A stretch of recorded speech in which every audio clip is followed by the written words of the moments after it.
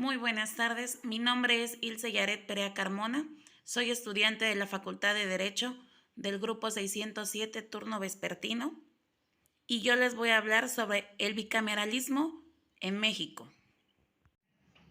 Bicameralismo en México. Al bicameralismo o su equivalente bicameral se le define como el sistema que en la organización política de un país atribuye a dos cámaras la potestad de dictar las leyes, contrariamente a lo que acontece en el sistema unicameral, en que esa facultad corresponde a una sola cámara. Con el nombre de bicamerismo o bicameral se designa también y se describe la estructura y organización funcional en dos asambleas o cámaras de legisladores que actúan de manera conjunta o independiente de aquella rama del poder público denominada poder legislativo, cuya función principal es la formación, discusión, aprobación y expedición de las leyes que integran el orden jurídico de un Estado.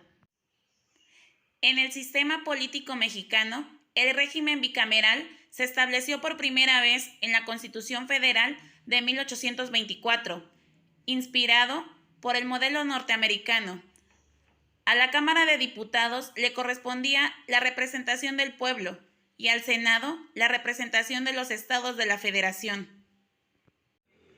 La Constitución de 1857 rompió con la tradición bicameralista, suprimiendo al Senado y depositando en una sola asamblea el poder legislativo.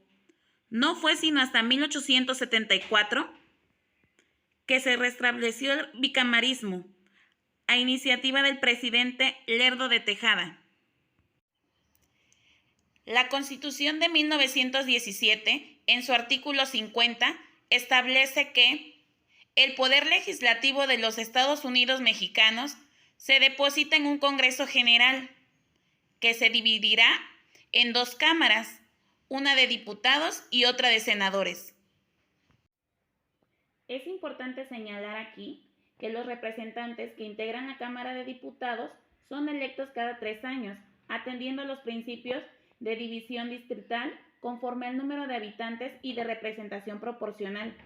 Los que integran la Cámara de Senadores se eligen cada 6 años para representar a una entidad federativa.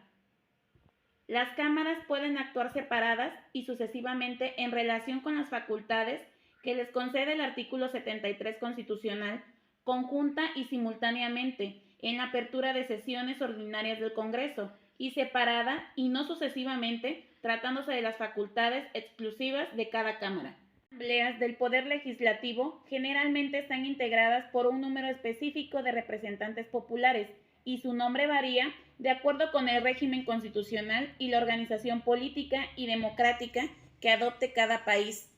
En el sistema político mexicano, el régimen bicameral se estableció por primera vez en la Constitución Federal de 1824, inspirado en el modelo norteamericano. A la Cámara de Diputados le correspondía la representación del pueblo y al Senado la representación de los estados de la Federación. El constitucionalista Felipe Tena Ramírez apunta las siguientes principales ventajas del sistema bicameral. Inciso A. La división debilita al poder legislativo, equilibrando los poderes al desfavorecer la tendencia del legislativo a predominar sobre el poder ejecutivo. Inciso B. En caso de surgir conflictos entre el ejecutivo y una cámara, la otra podría intervenir como mediadora. Inciso C. La rapidez de las resoluciones poco deseables en la formación de las leyes se atempera por el tiempo que transcurre entre la discusión en la primera cámara y en la segunda, serenando la controversia y madurando el juicio. Aquí nos marca como regla general que los parlamentos o congresos asignan facultades o atribuciones comunes para cada cámara, cuando funcionan unidas o separadas, y facultades expresas o primitivas para que cada cámara las ejerza con independencia y oportunidad, de acuerdo con las materias que les sean propias ya por competencia y determinación constitucional. Sin embargo, continúa provocando polémica la existencia de una segunda cámara. En las escuelas doctrinarias se piensa que se debe regresar al unicamerismo, y se desaparezca la Cámara de Senadores, manteniendo solo la existencia de la Cámara de Diputados.